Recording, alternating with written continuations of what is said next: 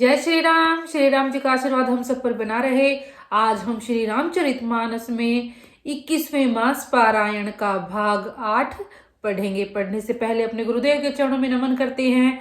भगवान शिव, माता पार्वती, श्री राम जी और सीता माता के चरणों में नमन करते हैं और हनुमान जी से प्रार्थना करते हैं कि वो पढ़ने में हमें शक्ति प्रदान करे और पढ़ने में कोई गलती हो तो हमें क्षमा करे। ओम श्री गणेशाय नमः। विषय साधक और ज्ञानवान सिद्ध पुरुष जगत में ये 3 प्रकार के जीव वेदों ने बताए हैं। इन तीनों में जिसका चित्त श्री राम जी के स्नेह से सरस रहता है, साधुओं की सभा में उसी का बड़ा आदर होता है।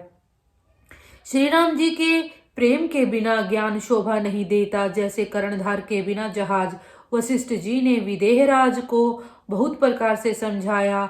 फिर सब लोगों ने श्री राम जी के घाट पर स्नान किया। स्त्री पुरुष सब शोक से परिपूर्ण थे। वह दिन बिना ही जल के बीत गया, अर्थात भोजन की तो बात दूर रही, किसी ने जल तक नहीं पिया। पशु पक्षी हिरणों तक ने कुछ आहार नहीं किया। तब प्रियजनों एवं कुटुंबियों का तो विचार ही क्या किया जाए।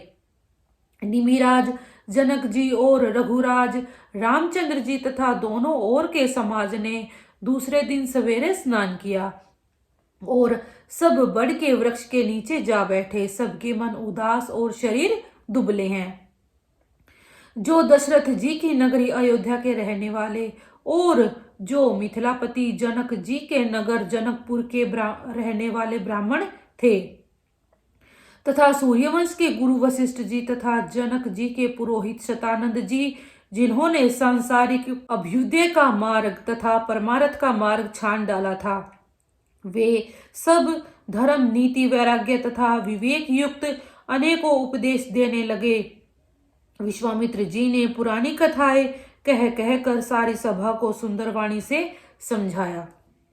तब रघुनाथ जी ने विश्वामित्र जी से कहा कि हे नाथ, कल सब लोग बिना जल पिए ही रह गए थे, अब कुछ आहार करना चाहिए। विश्वामित्र जी ने कहा कि रघुनाथ जी उचित ही कह रहे हैं। 2.5 पहर दिन आज भी बीत गया।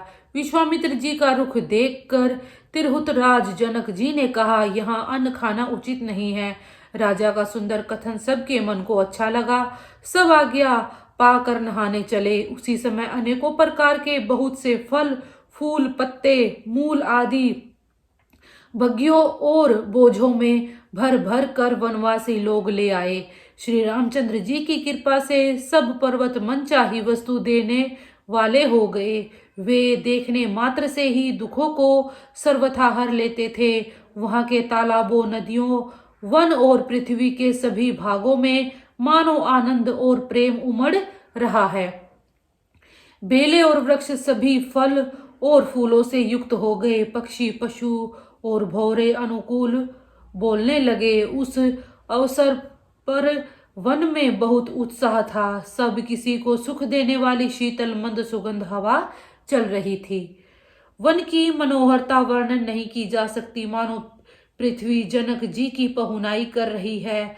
तब जनकपुर वासी सब लोग नहा नहा कर श्री रामचंद्र जी, जनक जी और मुनि की आज्ञा पाकर सुंदर वृक्षों को देख देख कर प्रेम में भरकर जहां तहां उतरने लगे। पवित्र, सुंदर और अमृत के समान स्वादिष्ट अनेकों प्रकार के पत्ते, फल, मूल और कंद श्री राम जी के गुरु वशिष्ठ जी ने सबके पास बोझे भर भर कर आदर पूर्वक भेजे। तब वे पितर, देवता, अतिथि और गुरु की पूजा करके फलाहार करने लगे। इस प्रकार 4 दिन बीत गए। श्री रामचंद्र जी को देखकर सभी नर नारी सुखी हैं। दोनों समाज के मन में ऐसी इच्छा है कि श्री सीताराम जी के बिना लौटना अच्छा नहीं है। श्री सीताराम जी के साथ वन में रहना करोड़ों देव लोगों के निवास के समान सुखदायक है। श्री लक्ष्मण जी, श्री राम जी और श्री जानकी जी को छोड़कर जिसको घर अच्छा लगे, विधाता उसके विपरीत है। जब देव सबके अनुकूल हो तभी श्री राम जी के पास वन में निवास हो सकता है। मंदाकिनी जी का तीनों समय स्नान और आनंद तथा मंगलों की माला रूप श्री राम का दर्शन, श्री राम जी के पर्वत, वन और तपस्वियों के स्थानों में घूमना और अमृत के समान कंद मूल फलों का भोजन 14 वर्ष सुख के साथ पल के समान हो जाएंगे, जाते हुए जान ही न पड़ेंगे। सब लोग कह रहे हैं कि हम इस सुख के योग्य नहीं हैं, हमारे ऐसे भाग्य कहाँ। दोनों समाजों का श्री रामचंद्र जी के चरणों में सहज स्वभाव से ही प्रेम है। इस प्रकार सब मनोरथ कर रहे हैं। उनके प्रेम युक्त वचन सुनते ही सुनने वालों के मनों को हर लेते हैं। उसी समय सीता जी की माता श्री सुनैना जी की भेजी हुई दासिया कौशल्या जी आदि के मिलने का सुंदर अवसर देखकर आई।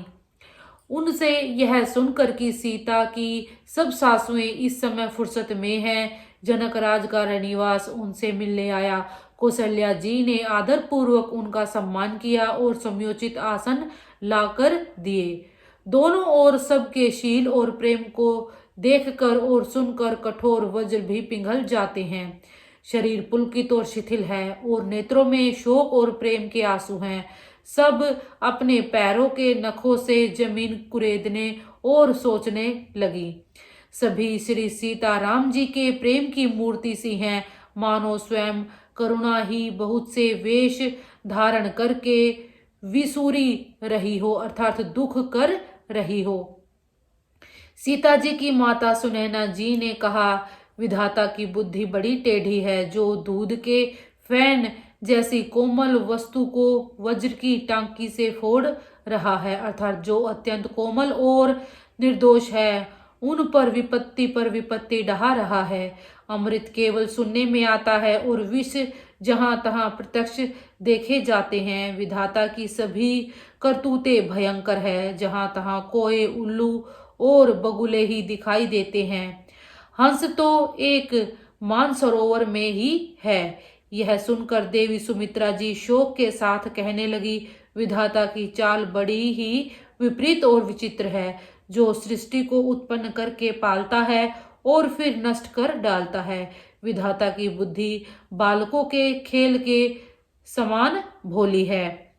कौशल्या जी ने कहा, किसी का दोष नहीं है, दुख सुख हानि लाभ सब कर्मों के अधीन है। कर्म की गति कठिन है, उसे विधाता ही जानता है, जो शुभ और अशुभ सभी फलों का देने वाला है। 21वां मास पारायण आज हम यहीं तक पढ़ेंगे।